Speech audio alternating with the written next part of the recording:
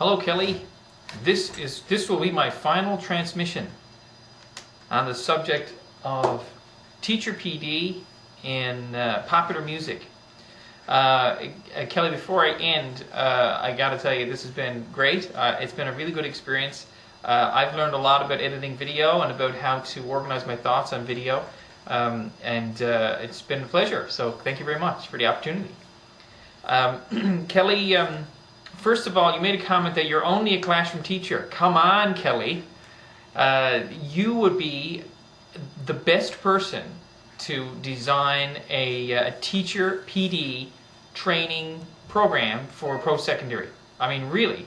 Who would be better to tell new teachers what they need to do, what they need to know, besides somebody who is out there living it every day in the fields? I mean, you'd be perfect for it. So, don't play down your importance in this whole process. Kelly, you mentioned that popular music and constructivist approach to teaching are a good fit. And I agree 100%. I think you're right on the mark there. And if we think about constructivist as being a learner-centered approach to teaching, then it kind of, in my view, it kind of turns into a no-brainer there, really. If we are trying to go where the students are and be learner-centered, then we need to look at what it is that they are doing, what they're listening to, their lives, their own social environment. And I would guess that a very small percentage of the students are listening to music other than popular music. So why, if we are saying that we're going to be learner-centered, then right off the bat, going to the content that's not learner-centered is counterproductive. It's, I think we're going against our own theory in that. So I agree with you 100% that popular music is, I think, the easiest, the best fit for a constructivist approach. Now, I'm saying that carefully because I don't want to say that you can't have a learner-centered approach with classical music or jazz or various other styles. I'm not saying that. But what I am saying is that there are, it is a definite, excellent fit between popular music and constructivist approach to teaching. And when we look at the APA, 14 Principles of Learner-Centered Teaching, we can see that the popular music hits on many of those just intrinsically. There's, many of the learner-centered principles, they're just based in using something like popular music. I mean, for example, the intrinsic motivation that's associated with a learner-centered approach. Popular music has that right off the bat, just as it is, because students are interested in that. They want to do that music. They want to be it. They want to live it. So there's a lot of intrinsic motivation.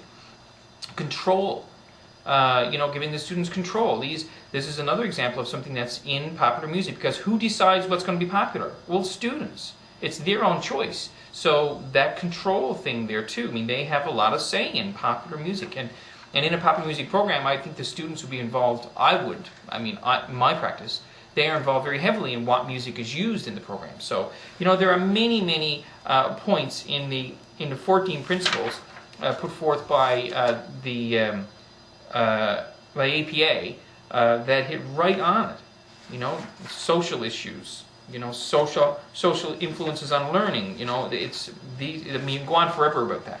But it's definitely, it makes us see that popular music is the lowest hanging fruit of any kind of music that we can choose to create a learner-centered approach. And what I mean by lowest hanging fruit, I mean that if we look at, say, if we take classical, the learning curve to get a student to a point where it's a learner-centered approach while using classical music, there's a lot of lead time, there's a lot of effort has to go in first. There's a big learning curve at the beginning to be able to get a program using classical music to a point where it's truly learner-centered.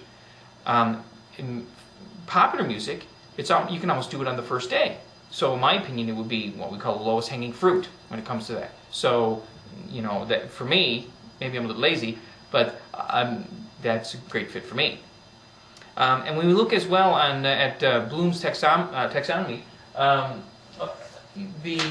again, popular music tends to go from the lower level thinking, like the knowledge, like the recall, and the lower level kinds of thinkings, to the higher order thinking intrinsically.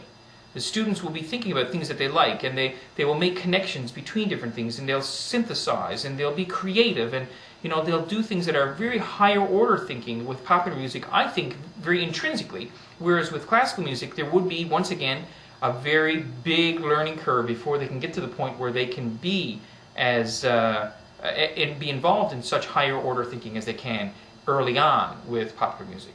So, I agree. I think it's a great fit.